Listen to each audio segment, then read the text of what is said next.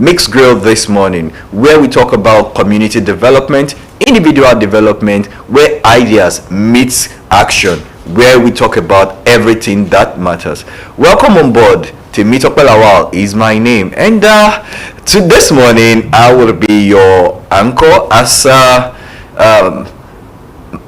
Choma is not here today. So sad. But of course, I've got you covered, and we are going to be talking about thought-provoking issues and questions that are begging for answers. We will be asking our guest we have for you this morning. And yes, gẹ́gẹ́ bí ẹ ti mọ̀ wípé ètò yìí kì í ṣe ètò olóyìnbó nìkan, ètò tí a ti máa ń sọ Yorùbá, tá a ti máa ń sọ pidgin, tá a ti máa ń sọ bó tiẹ̀ jẹ́ èdè ìlú wa.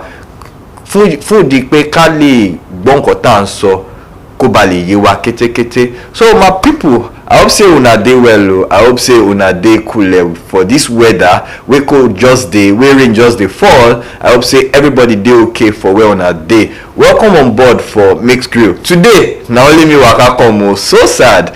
Na only me waka come. So today we have quite a lot of things to talk about. Most importantly, we have the issue of flood.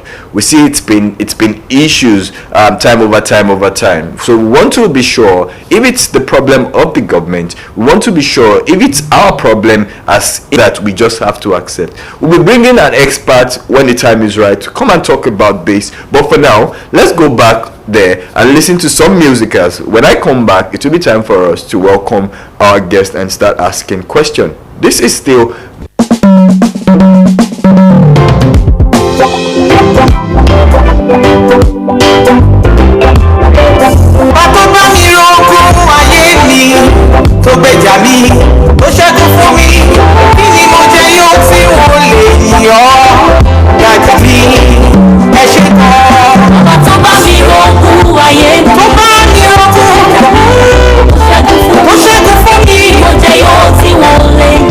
Money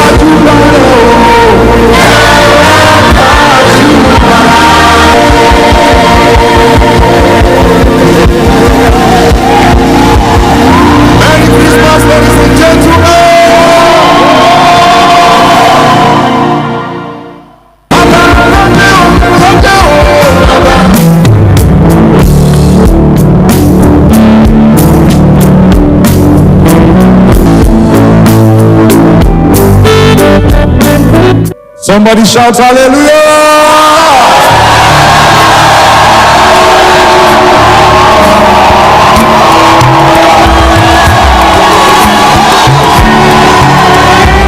Blessed be the Lord God Almighty,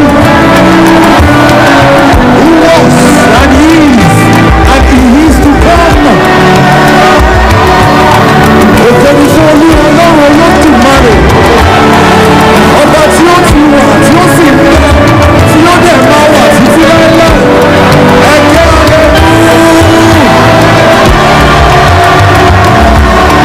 Ọlọ́run tí kò ní ìbẹ̀rẹ̀, Ọlọ́run tí kò lópin, Ọlọ́run tí ó máa wà títí láé. Ọlọ́run tí kò ní ìbẹ̀rẹ̀, Ọlọ́run tí kò lópin, Ọlọ́run tí ó máa wà títí láé.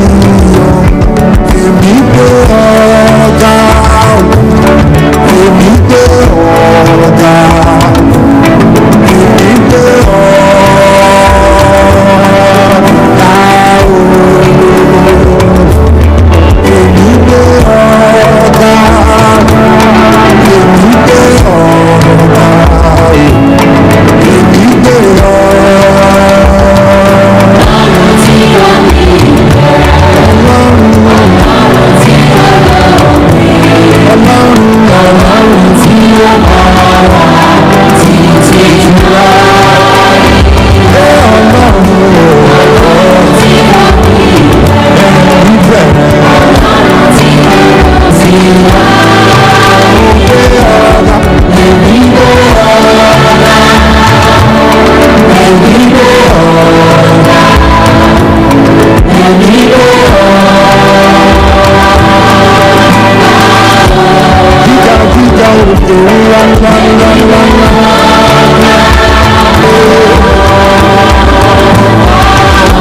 Jésù Ọlọ́run tí ó ní ẹ̀rí, Ọlọ́run tí ó lópin, ẹ̀jẹ̀ ló ní Ọlọ́run tí ó máa wà títí láé. Ọlọ́run tí ó ní ẹ̀rí mọ́ bàtà tí ó lópin, Ọlọ́run tí ó máa wà títí láé. Mo gbé ọ̀gá, èmi gbé ọ̀gá, èmi gbé ọ̀gá, ayáradàdàdàdàyà, èmi gbé ọ̀gá o, ọ̀gá ń gbé ọ̀gá o. Mo gbé ọ̀gá, mo gbé ọ̀gá, mo gbé ọ̀gá, mo gbé ọ̀gá o.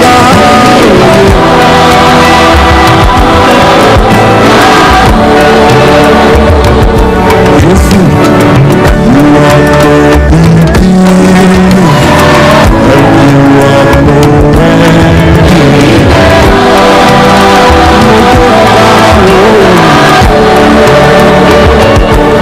Ọlọ́run, you are the beginning and you are the ending. Ìtẹ́ ẹ ti ṣẹ̀ wá. Síbi tí ẹ bí lọ, èyí látijọ́, ẹ̀yin ló bí ẹ̀yin nìkan gbogbo. Àwọn àmàsárì àkàrà. Ẹ̀yin mo ní, kò síbi tí ẹ ti ṣẹ̀ wá, kò síbi tí ẹ bí lọ, ẹ̀yin látijọ́, ẹ̀yin ló bí ẹ̀yin nìkan gbogbo.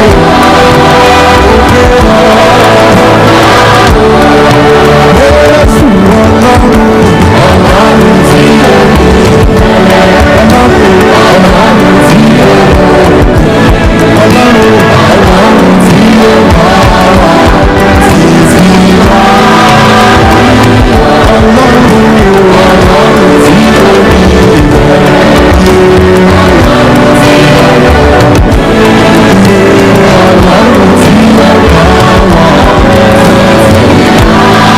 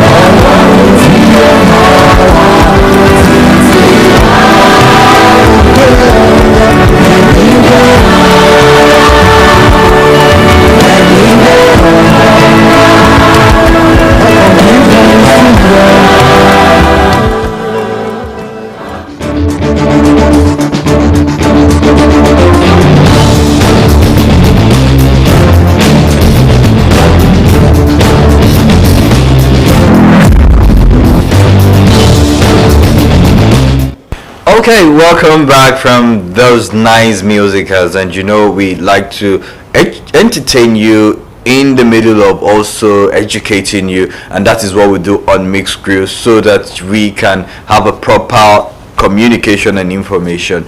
My guest is yet to be here, but then we're going to pull a little longer to dive into some of the trending issues we have happening around us. We have quite a number of them. We could talk about the P Square, but I'm not ready to go into that because there are a whole lot of stories. There are a whole lot of backup stories there. But the one catching my attention is that Cristiano Ronaldo married Georgina in intimate wedding in Portugal. Now a lot of people, yes, that's it there. A lot of people have talked about Cristiano Ronaldo, saying he does not want to wife his long girlfriend, and a lot of footballers actually, they've been practicing the ritual or culture of not wifing their partner. But Cristiano Ronaldo has stepped out of that league to walking down the aisle with his long partner with an intimate wedding. So now when you see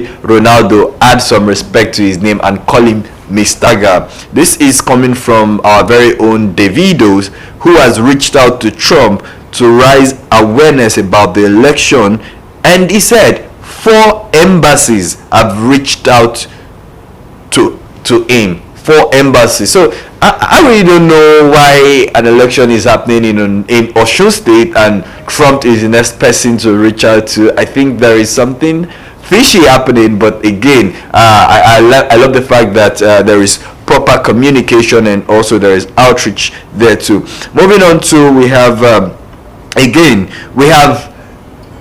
Tokema Kewa, who has opened a prayer season or meeting now. So maybe the next time you see Tokema Kewa, you call her, maybe part of things. She's a media personality. We know she's also an influencer, a brand influencer, but now she's being recognized now as to be a prayer warrior, and I love it for her.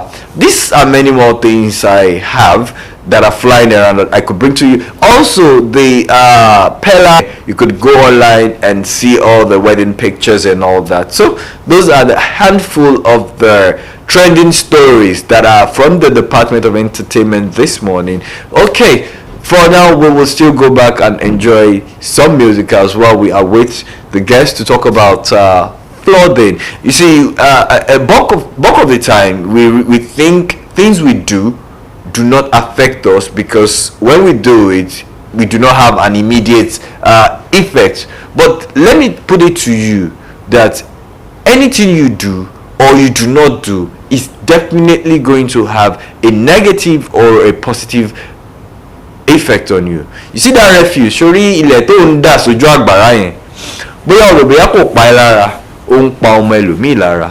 Tí wọ́n bá gbìyànjú tó bá ṣe titi ẹ̀ dáadáa, tó bá gbìyànjú tó bá dàdọ̀ tó.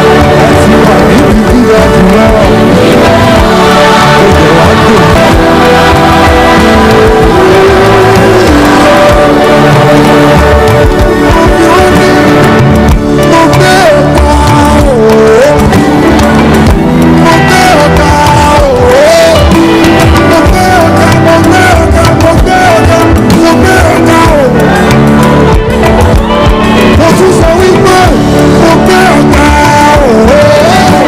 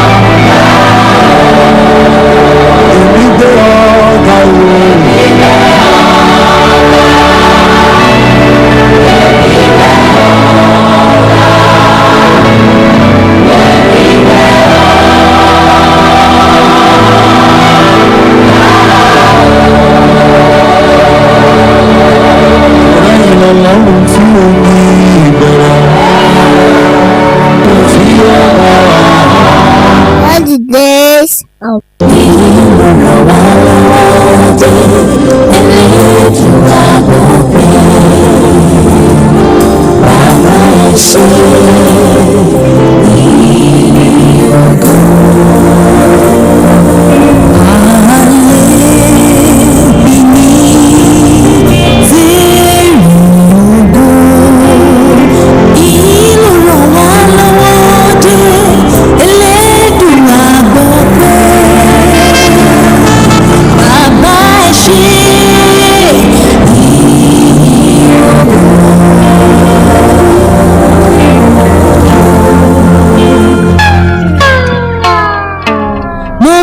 fún Jésù tó ní ògo.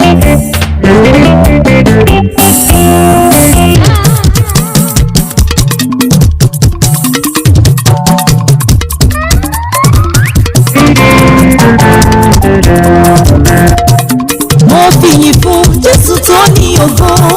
Òun ló tọ́ sí láti gba gbogbogbò láyé. Òun nìkan ló tọ́ láti gba ìyìn o. Mo fìyìn fún Jésù tó ní ògo.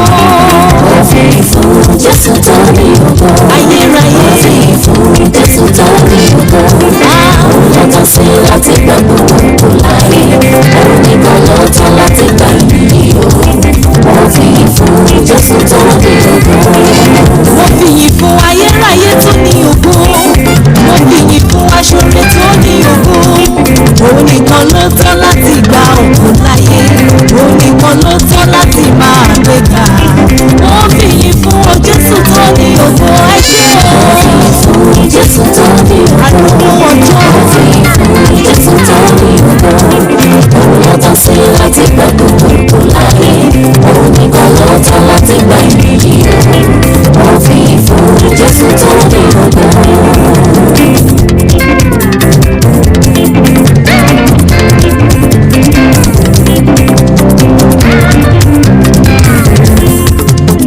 Gbogbo ọ̀nà lẹ fi jù wọ́n lọ.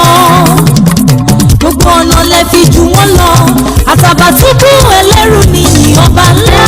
Àtàbàtúbú ẹlẹ́rù nìyí ọba ògo. Gbogbo ọ̀nà lẹ fi jù wọ́n lọ. Bàbá jù wọ́n lọ. Gbogbo ọ̀nà lẹ fi jù wọ́n lọ. Olórí ayé. Gbogbo ọ̀nà lẹ fi jù wọ́n lọ. Àtàbàtúbú ẹlẹ́rù nìyí ọba ńlá. Àtàbàtúbú ẹlẹ́rù nìyí ọba ògo.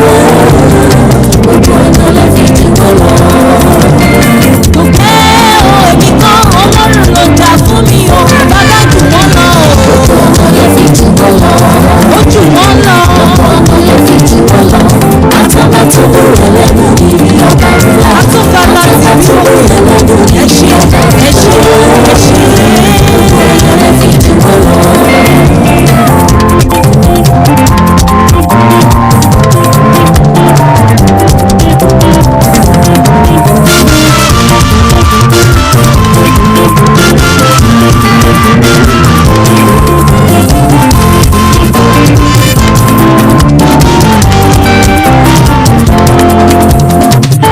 Ìgbà rẹ̀ ló ní o ọba ọjọ́ gbogbo.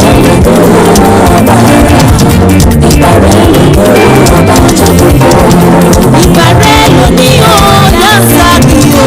Ìgbà rẹ̀ ló ní o ọba ọjọ́ gbogbo.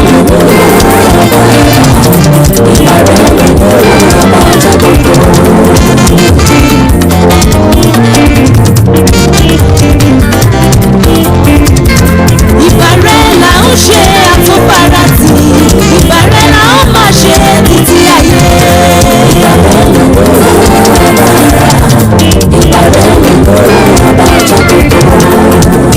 Ẹ jẹ́ ká fọpẹ́ fún Jésù o. Ọba ní ẹrù jẹjẹ, ọba wa ti tóbi.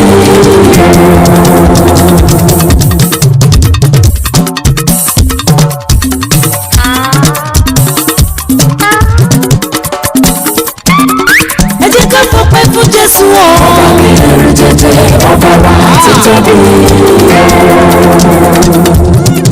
Ẹ bá mi pè é. Ìmọ̀lẹ̀ arúgbó ọjọ́, ọba láti mi ló kìjìkìjì, pa láti mi lò. Afẹ́rẹ́ gẹ́gẹ́ tí o ti ṣe é gbé. Adùn pé, àṣẹ pé, àfọ̀bàjẹ́, àwọn olóyè.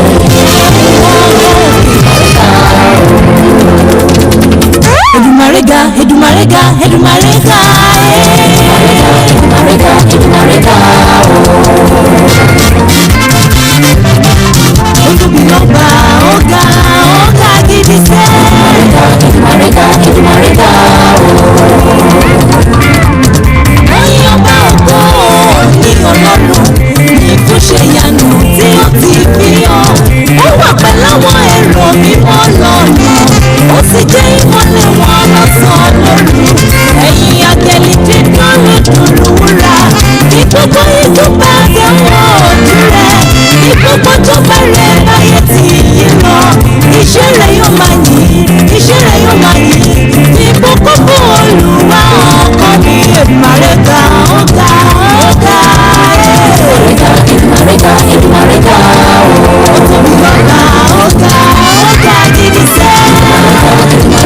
Èdùmàrè ga Ọba ńlá ni ó ga. Ọba o ọba o ọba ni Jésù.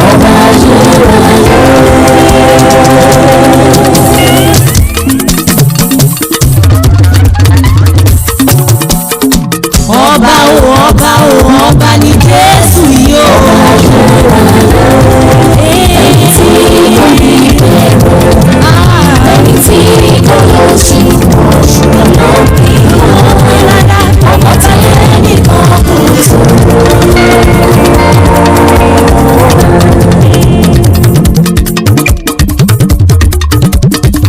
Ọba o ọba o ọba ni Jésù.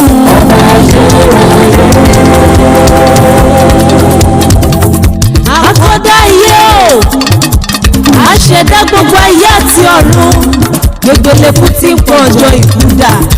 Mi ò mà rírú Ọlọ́run bí èyí rí o. Ó ṣoore kiri akiri ṣoore. Ọba tó ń ṣe mímọ́, ọba tó ń wọ mímọ́, ọba tó ń jẹ mímọ́, kábíyèsí o. Mo ṣèbà. Ọba o ọba o ọba ni Jésù. ẹni tí kò ní bẹ̀rù ẹni tí kò lọ sí Oṣù ọ̀nà ọ̀tún ló pín ọba tẹ́ni ọ̀sùn. Ọba mi ò kì í lórí ayé. Only you can do what no man can do. Ìwọ ló ń ṣe bẹ́ẹ̀ nígbà tí kò sẹ́ni tó lè ṣe rárá. Only you can do what no man can do. Only you can change one situation at all.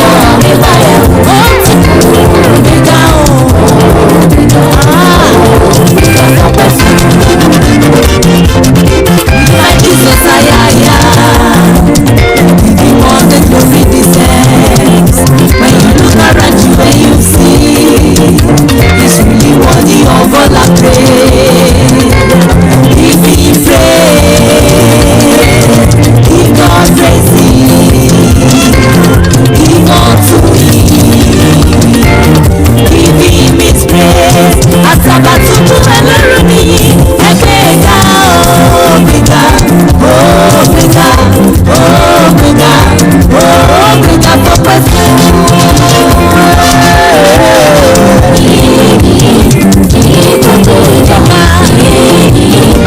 Àtúfọ̀rọ̀ ìgbéga ní ọ̀rẹ́ báyọ̀ ẹgbẹ́ ìgbà àrùkọ ọjọ́ àtúfọ̀rọ̀ sí ẹgbẹ́ ìgbà ògbéga ògbéga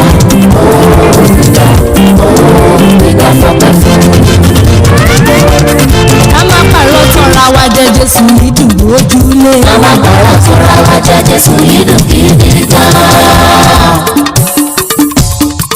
Ká má pàrọ̀ tọ́ra wa, ká má pàrọ̀ tọ́ra wa jẹ́ Jésù yìí dùn lójúlé. Ká má pàrọ̀ tọ́ra wa jẹ́ Jésù yìí dùn gidi gan.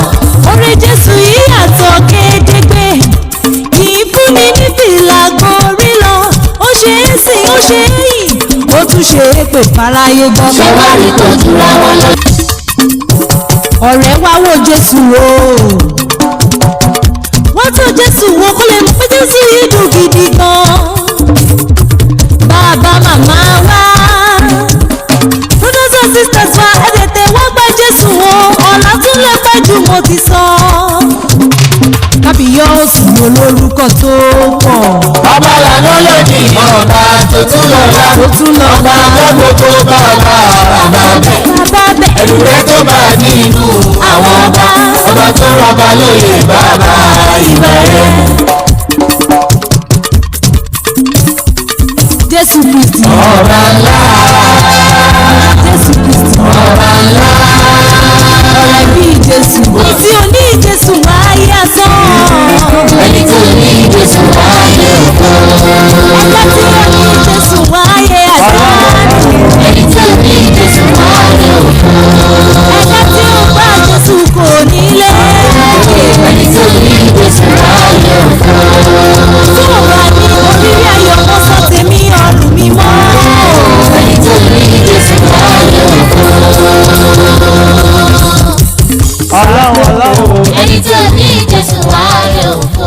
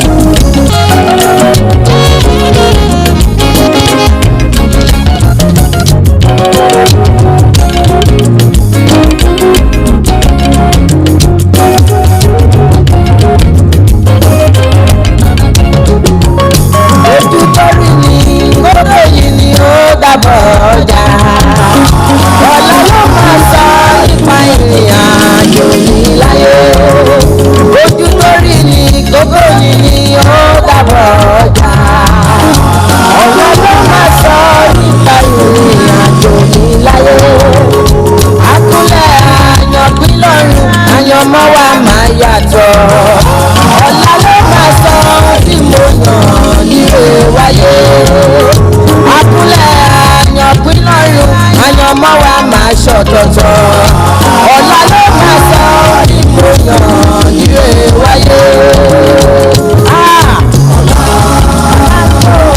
ọ̀la mi ẹlẹ́dàá máa ní bọ́ọ̀lá mi ṣe. a sọ̀rọ̀ ilé ọ̀la mi wá ìrètí máa wọ ilé lọ́la. ọ̀la mi ẹni lẹ́kọ̀ọ́ lọ́la ẹlẹ́dàá mi a sọ̀rọ̀.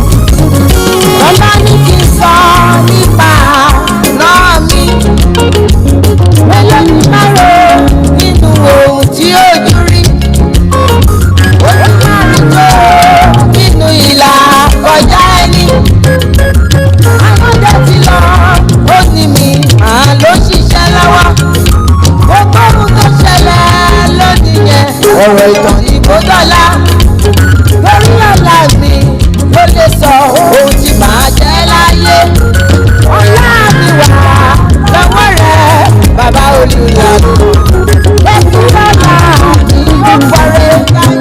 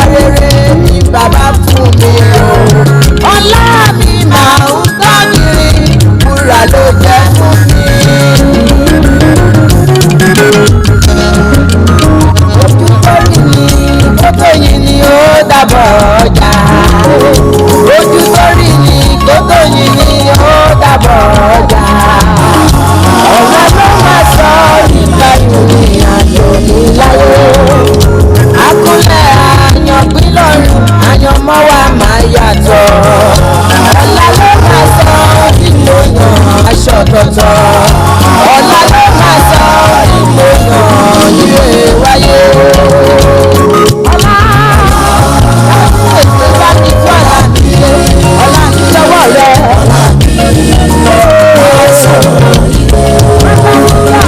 lórí sókè kí n máa fọrùn ire lọ́la lówó náà lọ́la kí n gba ire lọ́la.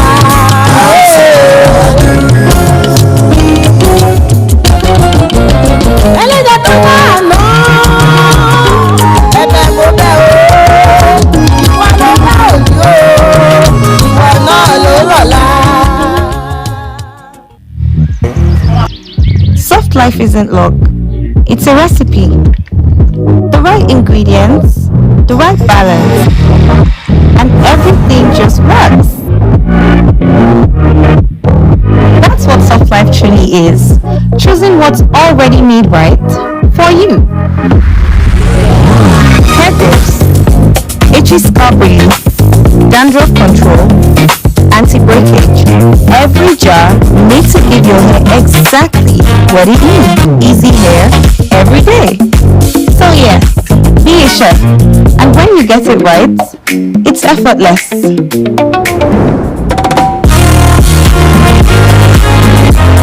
Lush hair, live the soft life. Luke Shaw bounces. Oh, what a save! Senna Lomans manages to get. The WAFCON is here and Osrc TV is bringing you live coverage of every thrilling moment kicking off Sunday, July 26, 2026. Experience the passion, the rivalry, the excitement and the very best of West African football all from the comfort of your home. Watch live on Osrc TV, channel 33 UHF. You can also catch all the actions on StarTimes channel 113, Mopless Digital Satellites channel 720 or stream live anytime on the free TV app. And here's an opportunity for business. Place your advert before the match, during halftime and after the match or within our special WAFCON coverage. Let your brand reach thousands of the region is watching WAFCON live on Osrc TV, where football lives and your brand gets the attention it deserves. Osrc TV. Stay connected, stay informed.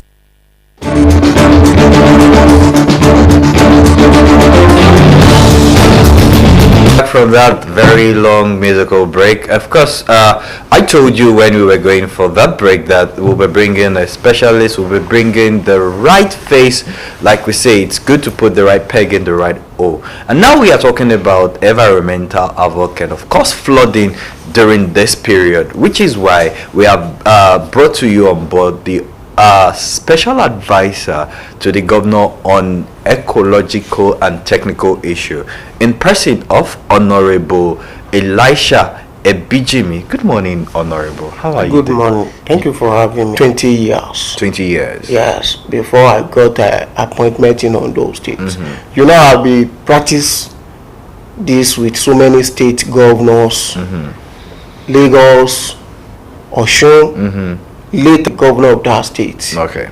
And I think I work with Ahmed Kwara. Okay. And before this administration in Ondo State. All right, good one. That's So Adwoc has brought you this far. Now let's talk about who is Honorable Elisha Ebijimi. Oh, From you. So tell us briefly about yourself before we talk about the matter of today. Yes, I'm a son of soil. Ecology. You know, ecology is an large something Okay. that you cannot define. Because ecology, we have erosion control under ecology. We have roadside drainages under ecology. We have coverts. Ecology can provide a cover to community. Ecology can provide a roadside drainages for communities. Ecology have right to beautify a city, and we have ecology have something to do with agriculture. Ṣé ẹbí wa ni àbí ẹbí ìjọba àbí ẹbí àwọn town planners? Ẹbí gbogbo wa ni. Who are those town planners? Are they not human beings? They are, but I mean, there are more human beings than human beings. Àwọn kan kọ, àwọn kan fi òfin sí, àwọn kan ló ń fi ìwé sílẹ̀. So ẹ̀bi ta ni, kí ni àtúnṣe ta lè? What is the technical solution? You know, immediately I came on board. Right. In Ondo State, I request for a database concerning erosion control in Ondo State, so that I can move this state forward. It can look beautiful than the way it is. You know, people are complaining that Mimiko is not like this. Mimiko is an human being like us. We can do more than Mimiko. Because Mimiko have lay his own legacy. That's the question I'm asking you. I mean, I have the question. People at home have the question. I mean, you are in the right position to give us an answer. What are the causes? Are people being lackadaisical? Are people being careless? Is there no laws? Are people not being charged to court anymore? People charge to court every day. But you know, as we are abusing this phone now in Nigeria, we are abusing whatever opportunity we have.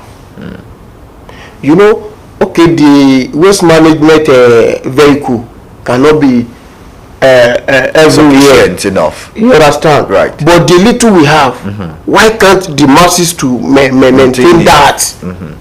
Some people will refuse to pay that 2,000, 3,000. They prefer to dump the refuse along the side, along the road. So they complain that most of the time this waste management don't come early enough. Sometimes they say they come, they don't pack The environmental challenges we have in this state, and go to call the waste management in order. You understand? Government cannot be in everywhere. Exactly. That's why we have people like That is why we are there. Exactly. We have to report to him. This is what we are doing. You must do something before you go to Mr. Governor that, Governor, I have done this. Okay. All right. So thank you for that. Let's also forge ahead. Now that you have been appointed, congratulations once again. And again, is erosion, is it predictable? Knowing fully well you are from the riverine area, is erosion predictable? And if it is predictable, what are the Soye, our leader in this state, in person of Honorable Dr. Loki Orimiso Ayedatiwa, I can tell you openly now that last week we went to Ibokoda and see what happened in that Ibokoda. We are not looking for, we are not trying to do a temporarily something that we can be able to give a communities relief any time we have such a thing like that. Now we are strategized for permanent solution in that location and on those states generally. Good. This now you've technically answered my question that flooding can be prevented. What are they expecting specifically, technically? What should they expect? Are they bringing? They need to, we need to hear these things. You know, technically, in Ayeturu. Good. Let me just go to that aspect. Good. You know, Ayeturu is a major challenge we have in that area. Not only Ayeturu, we have so many communities that are affected, which I'm going to the Ayeturu by myself, and I will not even what happened there. I will now come back to my table, design my own practical something. What we need in our area is not by theory, something, or you want to carry out map, whatever. You go direct to practicalize whatever you want to do in that location. What we want to do in Elaje, one, in olden days we are using the cutlass to remove our water hyacinth. Right.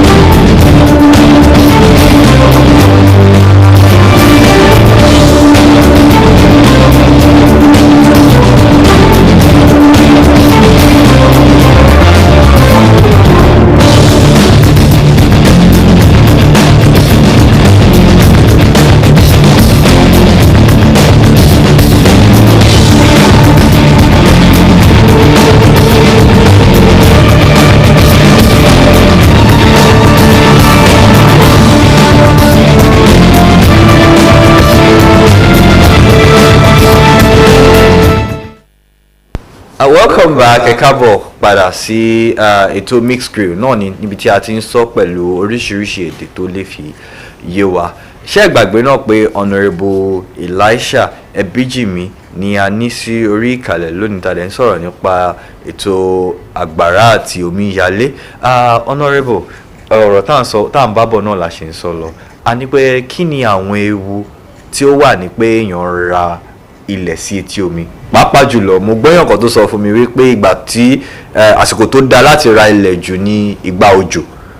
Kí ni ìdí náà àti wípé kí ni ewu tó ń bẹ ní pé èèyàn ra ilẹ̀ sí etí omi? Ẹ ṣe ewu tó rọ̀ mọ́ ó pọ̀ gan-an. Kò ṣe ilé nìkan, ilé ìgbé, a ní ilé ìgbé, a ní ṣọ́ọ̀bù kì í ṣe ilé ìgbé o, church ò kì í ṣe ilé ìgbé. Now ewu tó wà ń bẹ ni pé nígbà tí ìgbà tá a sáré débẹ̀ a rí pé àwọn church Christ Embassy kan tó wà ń bẹ náà ti fi fẹ́ǹsì wọn di ojúnà omi yẹn kọjá. So àwọn rìdíìmù kan náà wà lẹ́yìn ilé ká fi àwọn orúkọ yẹn lẹ̀ ká kọ̀. No, sí gbogbo nǹkan tí mo bá ń ṣe àmọ́ ní sincere torí pé ibi tá a wà lẹ́nu àwọn kan ti wà ń bẹ̀ kọjá, you understand, àwọn kan á tún wà ń bẹ̀ foundation tá a bá fi lélẹ̀ lè máa sọ pé ń gbà báyìí. Àwọn ilé ìjọsìn tí wọ́n kọ́ wọ́n lé sójú ẹ̀ ṣe ìyẹn ni mò ń sọ. Yes, now ewu tó wà ń bẹ̀ a ti bẹ̀rẹ̀ sí ní wú àwọn ilé yẹn báyìí. Ẹwu ẹni tó ṣiṣẹ́ tó fàárọ̀ ṣiṣẹ́ tó wá fi alẹ́ sunkún pa ìbọn wọlé o, ẹ rí i pé ewu ńlá ni. Nígbà tó fẹ́ ra lẹ̀ yẹn nígbà ẹgbẹ́lẹ̀ bóyá o débẹ̀ ẹgbẹ́ dáadáa ọmọ onílẹ̀ sọ fẹ́ pé kò sómi, ó ṣe wá dúró kó béèrè lọ́wọ́ àwọn ará àdúgbò yẹn báwo ni àdúgbò yìí ṣe rí.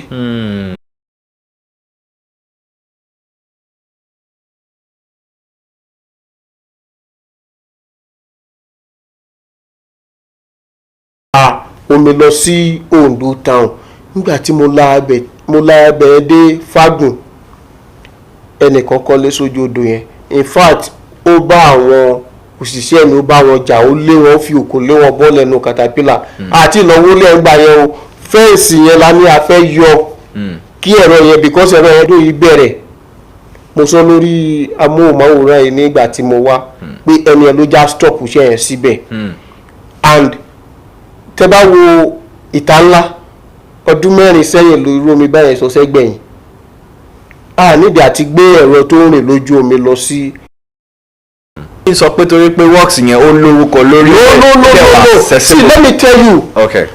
We are going to separate some things in Ondo State. All right. We are civilized era now. Yes. Ojú ti làjú gbogbo orúkọ bẹ́ẹ̀ lọ. You understand? See, ẹ má jà máa mú múrí mọ̀ pọ̀ mọ́ gbàdà. Physical planning àwọn ló, you understand, àwọn ló máa fún yín. Tó bá jẹ́ pé láti ẹ̀yìn wá ni àwọn ìjọba tó lọ wọ́n gbìyànjú lọ. Ẹ̀dẹ́ Ondo State ni. Ọmọ Ondo State ni mi. And I want the best for my state. Thank you very much for that. I want the best. Mo fẹ́ kí kọ́ sọ wípé ńgbà tí Ayédàtiwá ṣèjọba nípínlẹ̀ Ondo àrà tí ò ṣẹlẹ̀ rí ó dẹ̀ ṣẹlẹ̀ kò ṣe ní ti láburú o ní ti dáadáa ní rere because tó bá ti fìyàn sípò tó bá mọ̀ ẹni ó ti mọ̀ pé ní mo lè ránṣẹ́ ó kójú òṣùwọ̀n. Ṣé rí urban development each ministry ló ní task force. I said something earlier last 2 weeks on radio that we are going to come outside with so many policy in Ondo State tó jẹ́ pé àwọn èèyàn á wò pé ara wo ni Ayédàtiwá tó ń ṣe yìí, people will love it. Nígbà tá a bẹ̀rẹ̀ sí ní. Tó túmọ̀ sí wípé tí ara ilé ní bá ń jẹ kòkòrò búburú. So ti ń yọ kinní yẹn fúnra rẹ̀. So a máa ń pe kinní yẹn ní ìtanilólobó or ìlanilọ́yẹ̀. Ẹni tó bá pè é pé nǹkan tẹ́lẹ̀ ń ṣe ok kẹ́ máa lọ lórí títí ṣe nǹkan tí ò dáa, mo ní láti àti pé nǹkan tẹ́lẹ̀ ń ṣe yóò dáa o. Tẹ́ ẹ bá ti sọ ní ẹ̀bùn kẹ́lẹ́ tá a bá sọ tá a bá ń dúró de pé ó dìgbà tíjọba bá ṣe ó dìgbà tíjọba bá ṣe ìlú ò ní develop. Which means what you are trying to say in essence is that if we have anybody in our environment who you see developing an infrastructure at length. Now let's talk about some. We know we have some zones that are prone to erosion more than the other. So how do I know if my zone is erosion prone? And you know, like you said, government cannot do everything. Kini báwo la ṣe lè mọ̀ pé ibi táwa wà yìí ó ṣe ń ṣe kí àgbàrá kó wá maybe in time to come? What are the things to do, and how do I know? You know, since I came on board, I'm always be on road every day. Right. Every environmental in local government, for you to know that we want to develop our state. Now, in Ondo State, when you are passing a street, you saw a gutter like this. You know, in the next 3 years, you have to view that this gutter need to expand to at least out of 18 local governments. Right. I have moved up to 10 or 11. Fantastic. And by special grace of God, I'm going to tell all these local government, the little we can amend, we will do it. That's fantastic. That's fantastic. This administration is for 18 local governments, not one local government, not one district. We touch everywhere. What are the drainages? And the builder, you know, builder drop a gravel on roadside drainages and sand and whatever. So all these things, they are the one cause on those states. That's fantastic. So from the government too, is there anything, you know, like you said, possibly the honorable governor can be viewing this? Are there areas you would want him to pay more attention to as to war against this erosion and this environmental hazard happening? Is there a way you want? Yes, we are. Please go ahead. We are on it already. Oh, okay. Yes, you know, some people call me son of Aida Tiwa. Is that true? I'm not the son of Aida. Knows my name. People call me erosion. Erosion. Yes. People call me erosion because you can't praise yourself. People will praise you. Right. You understand? What we are doing, His Excellency Honorable Dr. Loki Orimisun Ayedatiwa is more concerned on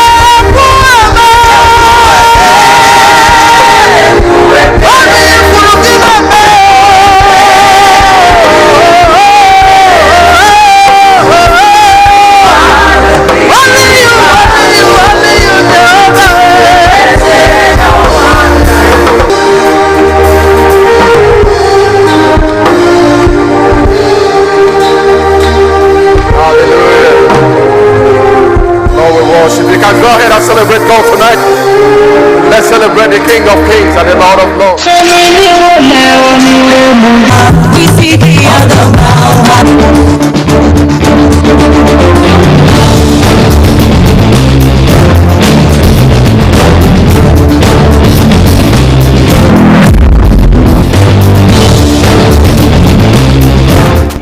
Welcome back. It's still Mixed Grill, and yes, we had a very fantastic conversation with our guest talking about environment and flooding this morning. Like you know, we always say, do your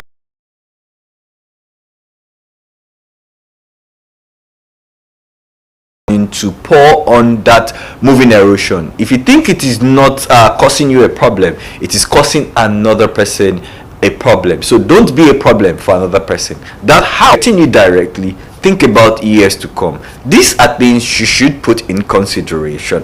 And for me, I'll be saying do the right thing no matter what it costs you. I'll be coming your way again same time next week on the program Mixed Grill.